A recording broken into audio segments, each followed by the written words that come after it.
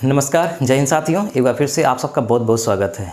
आज चौथे दिन का वीडियो है। अगर आपने पहले दिन, दूसरे दिन, तीसरे दिन का वीडियो नहीं देखा है तो इस वीडियो के डिस्क्रिप्शन में लिंक है, आप वहां से उसको देख लीजिए। तब आप इसको देखिए, आपको ज़्यादा लाभ मिलेगा, ज़्यादा समझ में आएगा। चलिए आज हम देखते हैं प्लेटो के बारे में। हमने पिछले वीडियो में चर्चा किया था कि सुकरात को जब विष दिया गया, उसकी मृत्यु हो जाती है, तो उसके बाद प्लेटो को लोकतंत्र से नफरत हो जाती है और वो अपना देश यूनान छोड़ के चला जाता है। काफ़ी लंबे समय तक, लगभग 10 से 12 साल तक वो बाहर रहता है। फिर उसके बाद वो वापस आता है। तो जब प्लेटो वापस आता है तब उसने यूनान के लिए बहुत कुछ किया। शिक्षा व्यवस्था पर क्या किया, वो राज्य पर क्या सोचता है, यानी राज्य का निर्माण कैसे हुआ, और इसकी न्याय व्यवस्था क्या क्या है। तो हम इस वीडियो में क्या देखेंगे, पहले हम थोड़ा सा संक्षिप्त में देख लेते हैं ताकि आपको आइडिया रहे कि आप अगले आधे घंटे तक पढ़ने क्या वाले हैं। तो पहली चीज़ हम देखेंगे कि प्लेटो का जन्म कब हुआ, किस अवस्था में जन्म हुआ। फिर उसके बाद देखेंगे कि प्लेटो की चिंतन पद्धति कैसी थी, यानी कैसे इसने शिक्षा दिया। फिर देखेंगे प्लेटो का शिक्षा का सिद्धांत क्या है। प्लेटो की शिक्षा पर जो लिखी गई पुस्तक है द रिपब्लिक, ये दुनिया की सबसे बेहतरीन पुस्तक मानी जाती है शिक्षा पर, ऐसा रूसो कहता है। तो इसकी शिक्षा व्यवस्था बहुत ही अनोखी है, इसको हम देखेंगे। फिर राज्य की उत्पत्ति कैसे हुई, इस पर इसके क्या विचार हैं वो देखेंगे। और लास्ट में प्लेटो की न्याय व्यवस्था। ये 3 पार्ट में हम इसको बांटेंगे। न्याय व्यवस्था, राज्य की उत्पत्ति, प्लेटो का शिक्षा का सिद्धांत। ये 3 सेगमेंट में हम पूरा क्लियर करेंगे। अगर आप इतना पढ़ लेंगे तो आप जान लीजिए कि प्लेटो के बारे में काफ़ी कुछ जान गए। चलिए सबसे पहले हम बात शुरू करते हैं कि प्लेटो का जन्म हुआ था 428 ईसा पूर्व में और मृत्यु हुई थी 347 ईसा पूर्व में। कहाँ जन्म हुआ था, तो यूनान में जन्म हुआ था। जहाँ सुकरात का जन्म हुआ था वहीं इनका भी जन्म हुआ था, यूनान में। 399 ईसा पूर्व में जब सुकरात की मृत्यु होती है, 399 BC, तो सुकरात देश छोड़कर अपना चला जाता है, मिस्र में रहता है काफ़ी लंबे समय तक। फिर वहाँ से जब ये आते हैं 386 ईसा पूर्व में, 386 BC में, तो आते ही तुरंत एक बहुत बड़ा काम करते हैं। वो क्रांतिकारी काम था। क्या था? एकेडमी की स्थापना। एकेडमी, इन्होंने एकेडमी की स्थापना करी, मतलब इन्होंने एक विश्वविद्यालय खोला और उस विश्वविद्यालय का नाम था एकेडमी।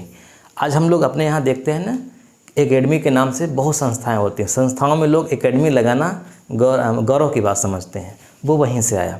ये यूरोप का पहला विश्वविद्यालय था, एकेडमी प्लेटो ने खोला था। इस विश्वविद्यालय में पढ़ने के लिए जो पात्रता थी वो क्या थी? गणित की, यानी जिसको गणित आती है वही इसमें एडमिशन ले सकता है। ठीक, तो ये इस मोटी मोटी बातें हैं कुछ। और इन्होंने एक पुस्तक लिखी, उस पुस्तक का नाम क्या था? The Republic. रिपब्लिक बहुत ही महत्वपूर्ण पुस्तक है, ध्यान रखिएगा। द रिपब्लिक जब शुरुआत होती है इसकी, तो जो इसका शीर्षक है वो शीर्षक है न्याय से, यानी ये न्याय को बहुत ही महत्व देते हैं। इसके अलावा एक पुस्तक इनकी है द लॉ, एक पुस्तक है द स्टेट्समैन, और बहुत पुस्तकें हैं, जैसे कि एक पुस्तक है क्रीटो।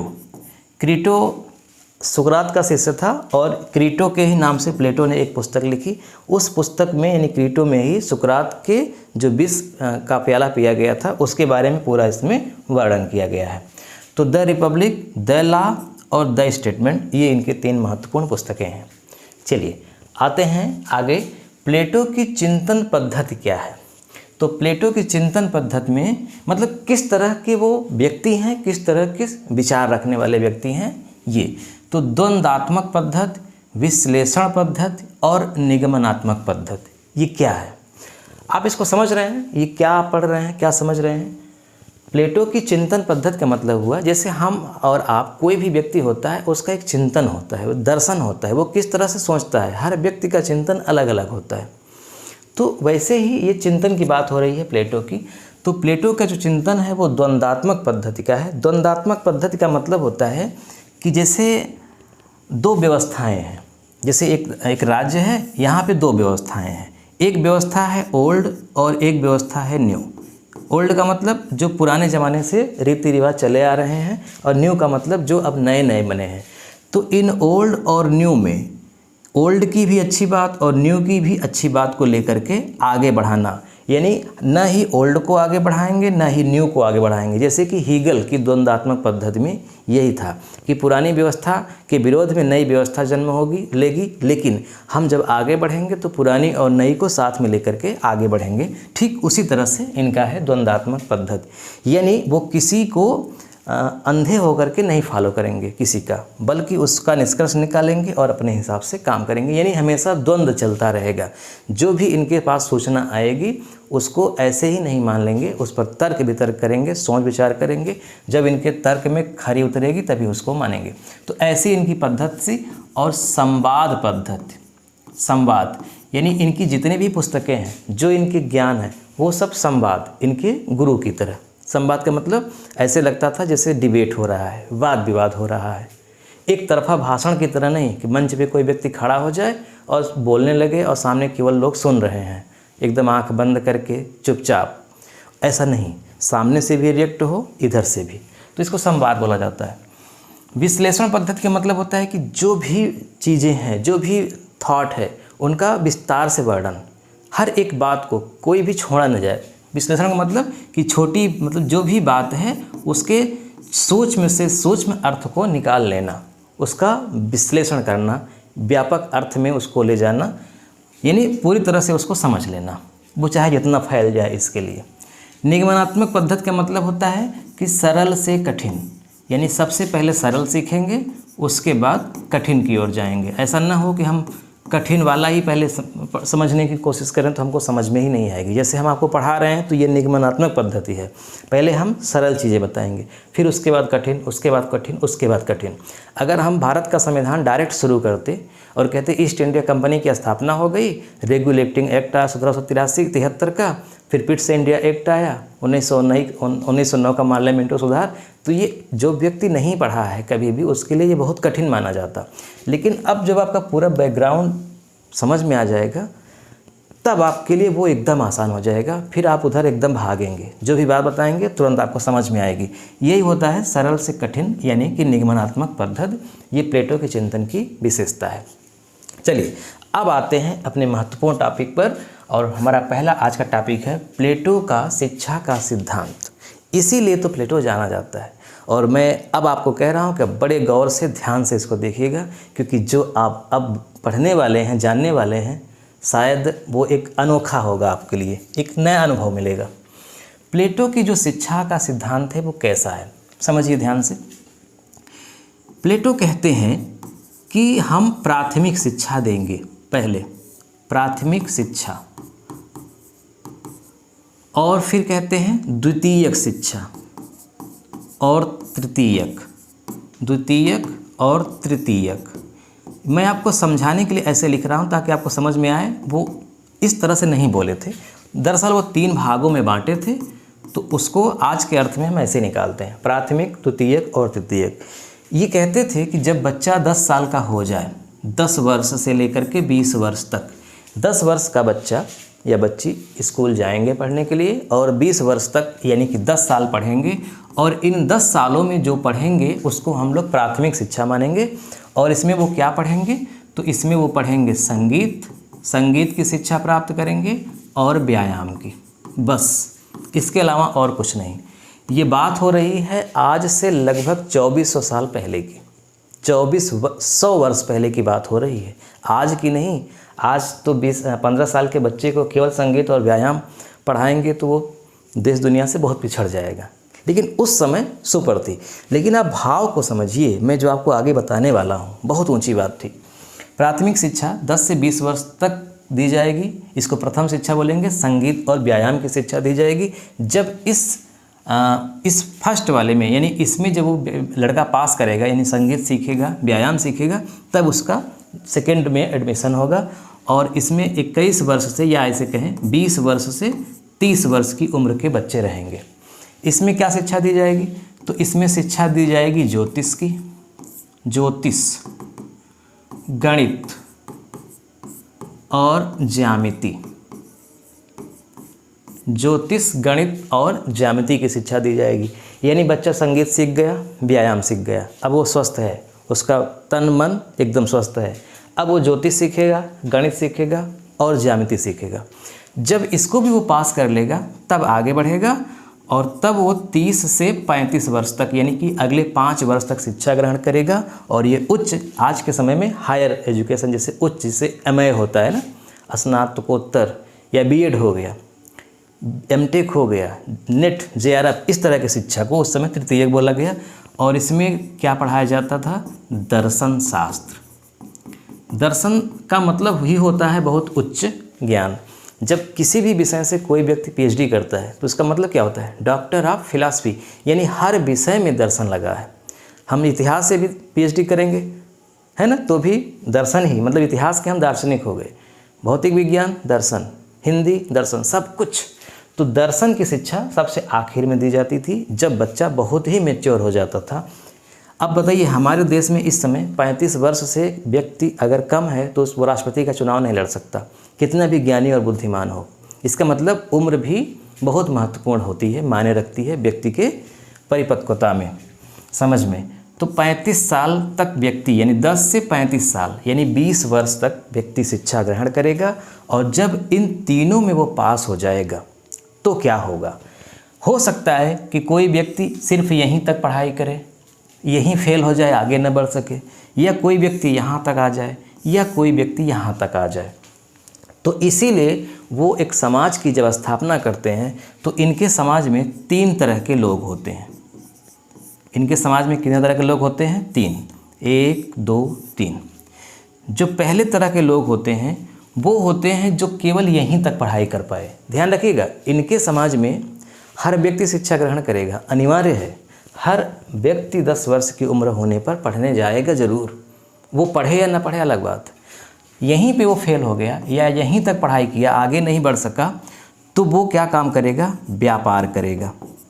उसको व्यापार में लगा दिया जाएगा। उसको कोई स्किल सिखाई जाएगी कि भैया तुम आगे अब ज्योतिष, गणित, ज्यामिति, दर्शन नहीं पढ़ सकते तो आगे क्या मत सोचो, राजा वाजा बनने का, सैनिक वैनिक बनने का, अधिकारी बनने का तुम मत सोचो। तुम केवल क्या करो? व्यापार करो। अच्छा, व्यापार में भी वर्ग है, ठीक ठाक वाला व्यापार या केवल मजदूरी करो। तो जैसा वो उसकी क्षमता है उसके अनुसार करेगा वो, लेकिन कुल मिला के वहाँ उन्होंने कहा व्यापार, यानी व्यापारी बनेगा। अगर वो व्यक्ति पहले में पास हुआ, यानी संगीत सीख लिया, व्यायाम सीख लिया अच्छे से, लेकिन वो दूसरे में फेल हो गया, यहाँ तक पढ़ाई किया, या यहाँ भी पास हो गया लेकिन यहाँ नहीं आया, तो वो सैनिक बनेगा। ये दूसरा है। किस वर्ग में जाएगा? सैनिक वर्ग में, यानी कि सेना का कार्य करेगा। अब सैनिक वर्ग में सैनिक अधिकारी बनेगा, सेनापति बनेगा, ऐसा लड़ाकू सैनिक बनेगा वो। तो एक वर्ग हो गया व्यापारी का, व्यापारी, एक वर्ग हो गया सैनिक। अब जो व्यक्ति इन तीनों में पास हो जाएगा, यहाँ संगीत व्यायाम सीखा, ज्योतिष गणित ज्यामिति सीखा और दर्शन शास्त्र भी सीख लिया, 35 वर्ष उम्र हो गई, तो अब वो क्या बनेगा? राजा बनेगा। उसके अंदर राजा बनने का गुण आ गया, राजा बनेगा। ध्यान रखिएगा, यहाँ कोई जाति वर्ण व्यवस्था नहीं है, ये सब के लिए है कॉमन। यानी एक व्यापार करने वाला का भी बच्चा जब वो इस प्रक्रिया से गुजरेगा और यहाँ तक पहुँच जाएगा तो वो भी राजा बनने का अधिकारी हो जाएगा। राजा बन जाएगा ज़रूरी नहीं है, लेकिन उसके अंदर पात्रता राजा बनने की आ गई। फिर उसके बाद यहाँ के बाद 15 वर्ष तक वो ट्रेनिंग लेगा। 15 वर्ष तक ट्रेनिंग कैसी? राजा वाली ट्रेनिंग। राजा का मतलब सब व्यक्ति राजा नहीं बनेंगे, राजा का मतलब लीडर, नेता, अगुआ, मार्गदर्शक, समाज को आगे ले जाने वाला, इस तरह के, ऑब्जर्व करने वाला, है ना, कोई स्टार्टअप शुरू करने वाला खुद का, तो इस तरह का। तो 15 वर्ष करेगा, यानी कि 35 के बाद 15, 50 वर्ष। तो 50 वर्ष का ही व्यक्ति राजा बन सकता है, 50 वर्ष के पहले नहीं। 35 वर्ष पढ़ाई, उसके बाद 5 वर्ष की ट्रेनिंग। अब आप समझिए, यहाँ तक आप समझ गए कि यहाँ शिक्षा, इसीलिए विद्वानों ने प्लेटो की जो शिक्षा व्यवस्था है या प्लेटो का जो साम्राज्य है, एक तरह से राज्य है, उसको एक विश्वविद्यालय कहा। ऐसा विश्वविद्यालय जहाँ पर व्यक्तियों का प्रयोग होता है, और इसकी शासन व्यवस्था को एक कला कहा गया। कला यानी एक कलाकार है। अब यहीं पर आप समझिए कि जो प्लेटो है वो व्यक्ति के 3 गुण बताता है। व्यक्ति के 3 गुण, कौन कौन सा गुण?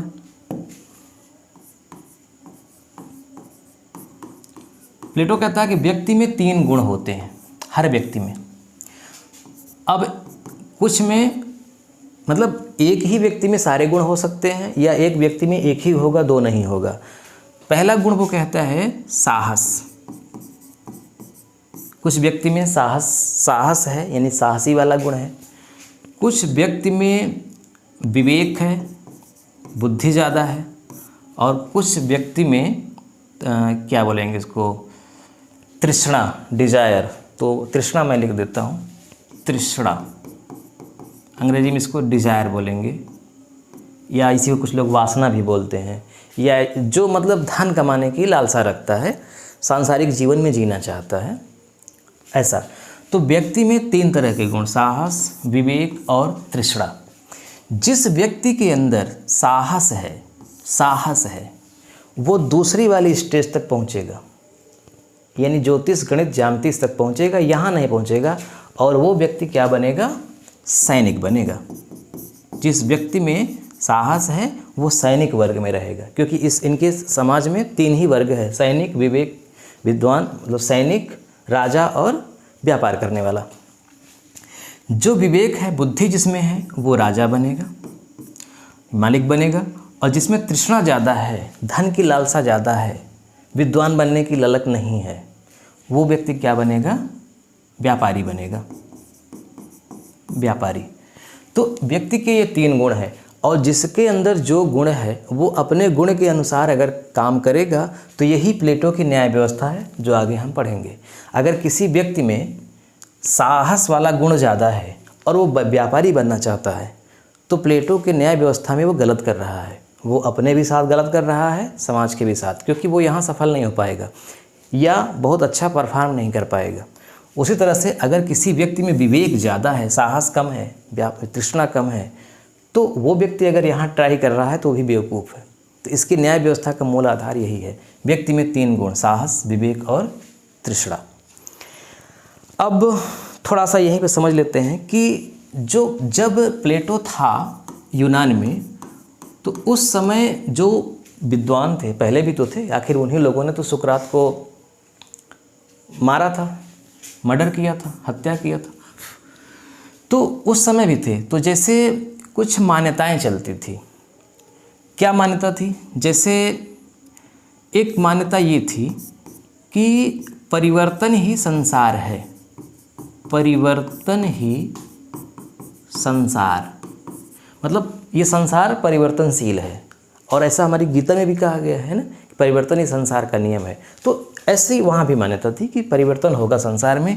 और एक दूसरी मान्यता थी कि सत्य अटल है, सत्य अटल है, अपरिवर्तनीय है, एक ही है, कभी बदलता नहीं है। सत्य क्या है? अटल है, कभी बदलता नहीं, कभी बदलता नहीं। ये 2 मान्यताएं थी। जब प्लेटो आया तो वो कहता है ठीक है, आप सही कह रहे हैं, लेकिन अब एक कदम और आगे बढ़िए। वो कहता है कि सत्य अटल है, सत्य एक ही है, सत्य एक ही है, ये बात सही है, सत्य एक ही है, लेकिन सत्य की परछाई बदलती रहती है। इस आधार पे सत्य एक ही है और सत्य की परछाई क्या होती है? बदलती रहती है। देखिए, मैं बहुत लिखता नहीं हूँ, बोलता हूँ, तो आप पॉज करके वीडियो लिख लिया करिए। सत्य एक ही है, उसकी परछाई बदलती रहती है। और इसी के आधार पे उसने जो संसार बनाया प्लेटो ने, वो कहता है कि विचारों से संसार बना। विचार, वो कहता है कि विचार ही मूल तत्व है, विचार मूल तत्व है। जैसे आज विज्ञान में हम लोग पढ़ते हैं इलेक्ट्रॉन, प्रोटॉन, न्यूट्रॉन से एटम बनता है ना। एटम से फिर तत्व बनते हैं, फिर तत्व से वस्तुएं बनती हैं, यही पढ़ते हैं। मूल तत्व एटम है। एटम भी इलेक्ट्रॉन, प्रोटॉन, न्यूट्रॉन से मिलकर के बना है। आज की व्याख्या है, विज्ञान कहता है। ये 2400 साल पहले की बात हो रही है, उसमें विज्ञान नहीं है, क्योंकि विज्ञान के जनक तो इसके बाद इनके शिष्य होते हैं। अरस्तु जो विज्ञान, जीव विज्ञान के भी जनक हैं, जंतु विज्ञान के भी जनक हैं। और उसके बहुत बाद रिसर्च हुई, आज हम आए हैं। इलेक्ट्रॉन, प्रोटॉन की खोज तो 19वीं 20वीं शताब्दी में हुई है ना। तो वो कहते हैं कि विचार मूल तत्व है, विचार से ही पूरी दुनिया बनी है।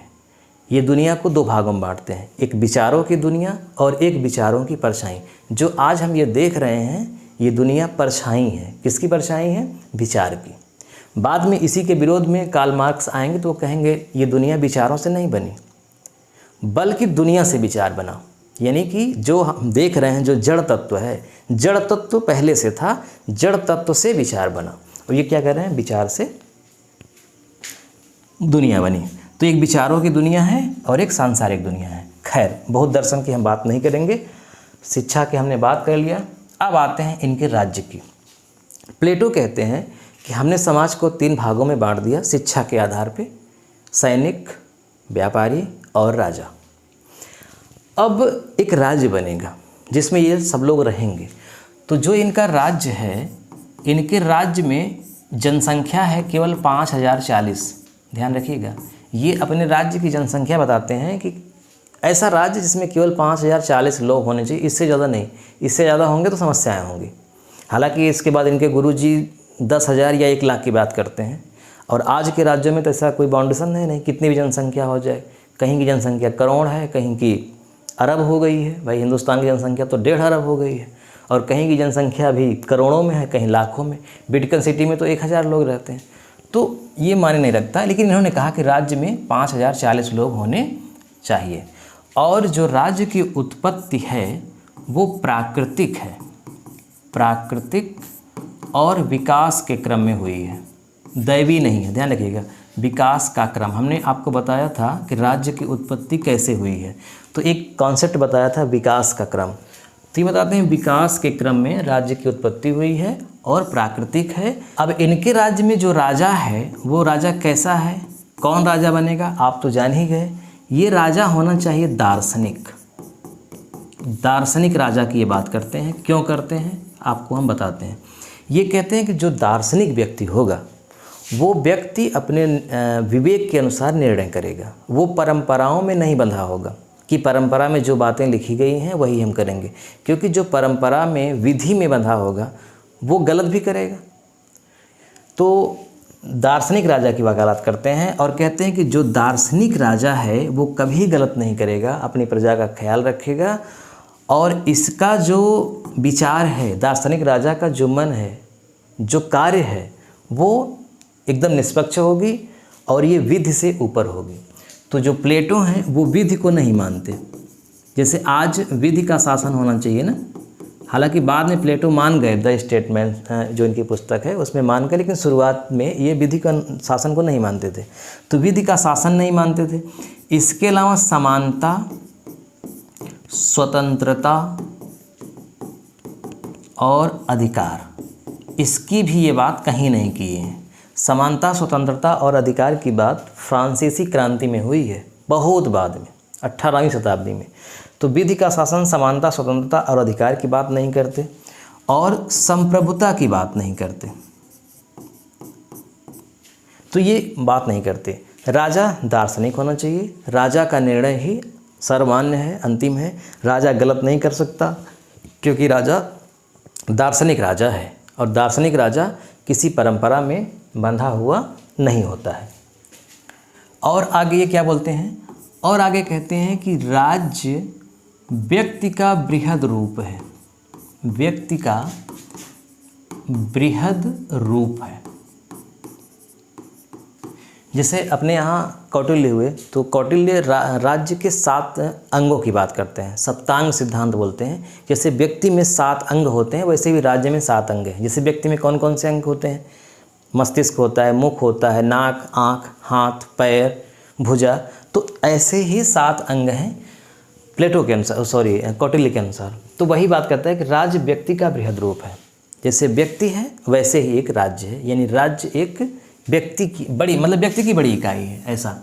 और जो इनकी शासन व्यवस्था है, शासन व्यवस्था प्लेटो के अनुसार जो राज्य की शासन व्यवस्था है वो राजतंत्र है, राजतंत्र। ध्यान रखिएगा, राजतंत्र को ये सबसे अच्छा शासन मानते हैं, लोकतंत्र को ये नहीं मानते। मोस्ट इम्पॉर्टेंट बात कि ये लोकतंत्र को नहीं मानते। क्यों नहीं मानते आप समझ ही गए होंगे, क्योंकि इनके पहले सुकरात के पहले समय में लोकतांत्रिक यूनान था। हालांकि इनके भी समय में लोकतांत्रिक है, ऐसा नहीं कि जो प्लेटो जो कह रहे हैं इन्हीं की बातों के अनुसार सब कुछ होने लगा, नहीं, ये तो दार्शनिक थे ना, तो ये शिक्षा दे रहे थे कि ऐसा होना चाहिए। और इनके समय में लोकतांत्रिक समाज था, लोकतंत्र से इनको घृणा हो गई थी। क्यों घृणा हो गई थी? ये कहते हैं कि समाज में 3 तरह के लोग हैं। एक 25% वे लोग हैं जो विद्वान हैं, मतलब ज्ञानी लोग हैं। 50% लोग सामान्य हैं, और 25% लोग मूर्ख हैं। अब मूर्ख का मतलब यहाँ एकदम मूर्ख नहीं है, मतलब सामान्य से नीचे हैं, इस तरह से। अब ये कहते हैं कि लोकतंत्र का मतलब होता है कि जहाँ पे 50% से ज़्यादा लोग हाँ कह दें, 50% + 1, यानी अगर 51% लोग हाँ कर दें और 49% लोग ना कर दें, तो इसका मतलब ये हुआ कि 51% लोग 49% लोगों पर शासन करेंगे। एक व्यक्ति, मतलब एक चुनाव होता है, इसमें 2 लोग खड़े होते हैं, एक व्यक्ति को 51 वोट मिलता है, एक व्यक्ति को 49, तो 51 पाने वाला जीत गया। तो अब जितने उसके सपोर्टर हैं, जिन्होंने उसको वोटिंग किया है, और वो व्यक्ति वो शासक वर्ग में आ गए, जो नहीं किए हैं वो शासित में आ गए। तो ये लोग इस पर शासन करेंगे। और दूसरा, ये 51% लोग विद्वान हैं, इसकी कौन गारंटी लेगा? ये 51% लोग मूर्ख भी तो हो सकते हैं। अगर 51% मूर्खों ने मिल करके राज्य चलाना शुरू किया, तो वो लोकतांत्रिक मूर्खतापूर्ण लोकतांत्रिक ही तो होगी, मूर्खों का ही तो शासन होगा, इनके कहने के अनुसार। हाँ, अगर किसी समाज में, ये कहते हैं कि लोकतंत्र तब अच्छा है जब उस समाज में पढ़े लिखे लोग ज़्यादा हैं, समझदार लोग हैं, विद्वान लोग हैं। किसी समाज में अगर अनपढ़ों की संख्या ज़्यादा है, समझदारों की कम है, तो उस समाज में लोकतंत्र घातक है। प्लेटो के अनुसार लोकतंत्र वहाँ सही है जहाँ के समाज के लोग पढ़े लिखे हैं। जब हमारे देश का संविधान बन रहा था, तो अंबेडकर जी ने क्या कहा? यही तो कहा कि संविधान हम कितना भी अच्छा बना दें, लेकिन अगर देश में रहने वाले लोग अच्छे नहीं हैं तो उस संविधान का कोई महत्व नहीं है। लेकिन अगर लोग अच्छे हैं तो संविधान न भी हो तब भी वो लोग, वहाँ की शासन व्यवस्था अच्छी रहेगी। उदाहरण देख लीजिए, इंग्लैंड में कोई लिखित संविधान नहीं है, फिर भी वो सभ्य देश माना जाता है। भारत में लिखित संविधान है, दुनिया का सबसे बड़ा संविधान है, सबसे बड़ा संविधान, लिखित संविधान, दुनिया का सबसे अच्छा संविधान है। फिर भी आप भ्रष्टाचार में देखिए कितना पीछे है, आगे है, मतलब भ्रष्टाचार में आगे है, अच्छाई में पीछे है, बुराई में बहुत आगे है, कुछ चीज़ों में बहुत अच्छे आगे है। पत्राचार में देख लीजिए कितना पीछे है, शांति में देख लीजिए कितना पीछे है। क्यों है? क्योंकि यहाँ पे इनके अनुसार लोग उतने अच्छे नहीं हैं, इसलिए ऐसा है। जैसे लोग होते हैं वैसे ही राजा बनते हैं, उन्हीं में से राजा बनते हैं। तो इनका मतलब ये था कि मूर्ख अगर सत्ता में काबिज हो गए तो वो लोकतंत्र घातक है, और वो लोकतंत्र किसी परम विद्वान ज्ञानी सद्पुरुष की हत्या भी कर सकता है। इसलिए ये लोकतंत्र के समर्थक नहीं थे, ये राजतंत्र के समर्थक थे। लेकिन ध्यान रखिएगा, राजतंत्र का मतलब एक व्यक्ति का शासन होगा, राजा ही संप्रभु है, राजा जो कहेगा वही सही माना जाएगा। एक व्यक्ति, उस पर किसी का कोई जोर ज़बरदस्ती नहीं है। और ये जो राजा होगा वो कैसा राजा होगा? दार्शनिक राजा होगा। इस राजा में कोई अवगुण नहीं है। और सबसे खास बात आपको बताएं कि इनका जो राजा है ना और सैनिक, 3 वर्ग थे, राजा, सैनिक और व्यापारी। तो जो व्यापारी वर्ग है केवल वही परिवार रखेगा, मतलब विवाह करेगा, बच्चे होंगे, परिवार चलाएगा, केवल व्यापारी। राजा विवाह नहीं कर सकता, सैनिक विवाह नहीं कर सकते। क्यों? क्योंकि राजा विवाह करेगा, परिवार होगा, लालच आएगा, भाई भतीजावाद बढ़ेगा, न्याय नहीं कर पाएगा, उसके परिवार के साथ किसी दूसरे से झगड़ा होगा तो वो एक तरफा निर्णय कर सकता है। इसलिए राजा अविवाहित रहेगा, सैनिक भी अविवाहित रहेंगे क्योंकि उनको युद्ध करना है, वो मर गए तो उनके परिवार का क्या होगा, इसलिए सैनिक भी अविवाहित रहेंगे। तो इनका राजा तो बहुत उच्च कोटि का राजा था ना, दार्शनिक राजा है, वो मामूली राजा नहीं है, वो मूर्ख राजा नहीं है, वो अनपढ़ राजा नहीं है, बहुत पढ़ा लिखा राजा है। तो इस राजा के हाथ में ये सत्ता देना चाह रहे हैं, इसलिए इनकी शासन व्यवस्था कैसी है? राजतांत्रिक है, और राजतंत्र को ये सबसे अच्छा तंत्र मानते हैं। ठीक है। और इसके लिए ये एक उदाहरण भी पेश करते हैं। जैसे एक गुफा की तुलना करते हैं। गुफा, जैसे एक गुफा में कोई व्यक्ति पैदा हुआ, वो कभी बाहर न निकला हो और उस गुफा में आग जलाई जा रही है, तो उस आग को ही वो वास्तविक प्रकाश समझ लेगा, क्योंकि उसने वास्तविक प्रकाश, सूर्य का प्रकाश यानी सूर्य की रोशनी तो कभी देखी नहीं है, वो तो वहीं गुफा में रहा है, तो उसी आग को ही वो प्रकाश समझ लेगा। तो यही बात कह रहे हैं कि जो हमारी प्रथाओं में बातें चली आ रही हैं, मान्यताएं हैं, जो चीज़ें हैं चली आ रही हैं, वो दरअसल गुफा में एक आग के समान है और हम इसी को प्रकाश मान लिए हैं। जबकि हम गुफा से बाहर जब आएंगे तब हमको वास्तविक प्रकाश दिखेगा। अंधकार से प्रकाश की ओर की यात्रा ही इनकी शिक्षा है। तो बात समझ में आ गई, इनके राज्य का महत्व क्या है। अब हम बात करते हैं न्याय व्यवस्था। संक्षिप्त में जल्दी से न्याय व्यवस्था देख लें। इनके अनुसार न्याय क्या है, तो अपनी विवेक के अनुसार निर्णय करना ही न्याय है।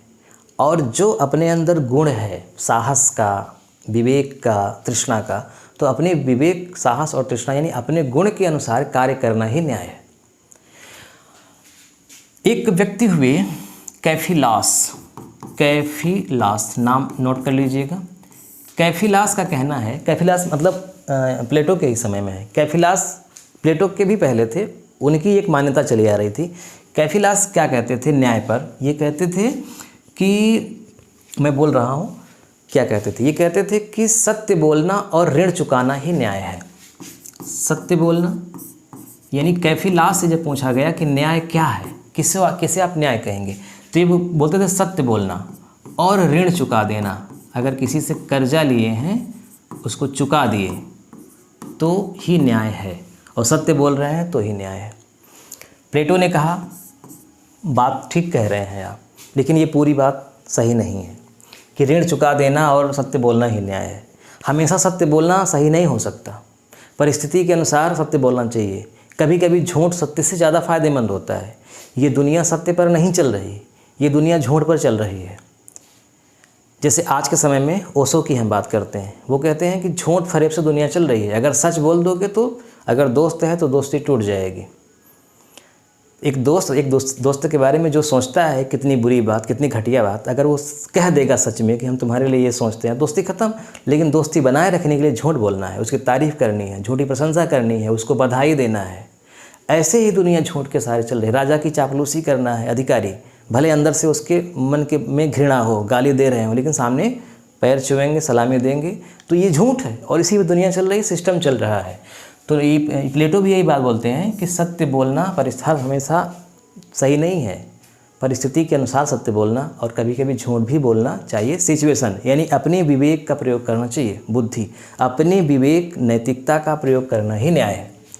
इसी तरह से पॉलीमार्कस एक थे, पॉलीमार्कस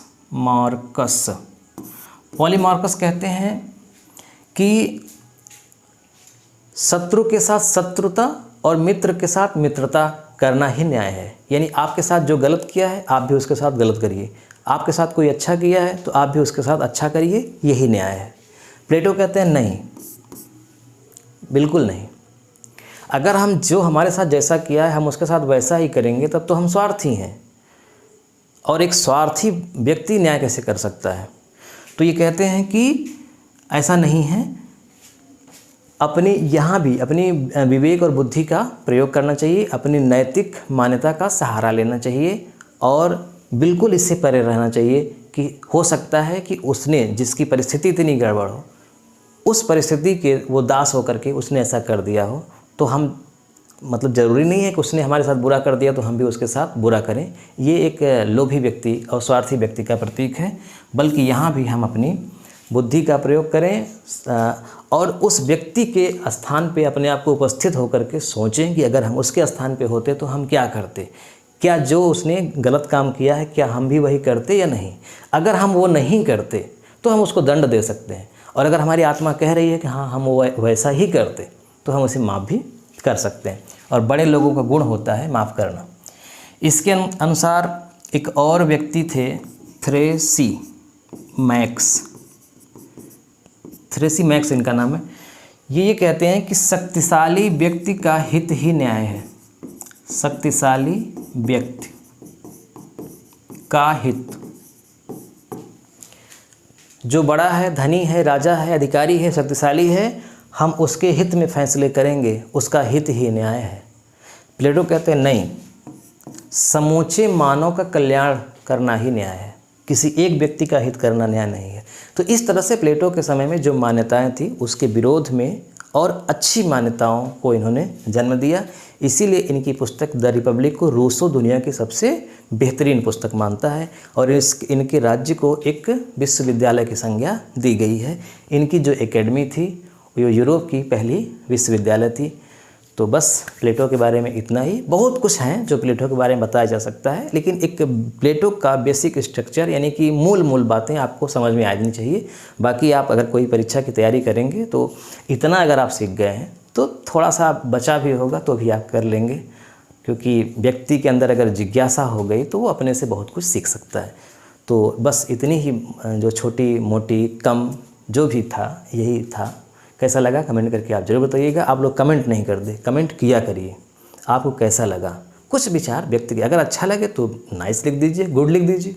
कुछ सुझाव देना है तो भी बता दीजिए कि यहाँ पे ये चूक कर गए, ऐसे करना चाहिए था, तो सुझाव भी आप दीजिए, क्योंकि एकदम अभी शुरुआत है। आप बताएंगे नहीं तो हमको जानकारी नहीं होगी ना। तो बिल्कुल निसंकोच आप कमेंट कर सकते हैं, बता सकते हैं क्या हमें संशोधन करना चाहिए। अब इसके बाद अगला टॉपिक हमारा होगा अरस्तु, फिर मैकियावेली और कौटिल्य। इन तीनों को पढ़ने के बाद तुरंत शुरू कर देंगे भारत का संविधान ईस्ट इंडिया कंपनी से। जय हिंद, जय भारत।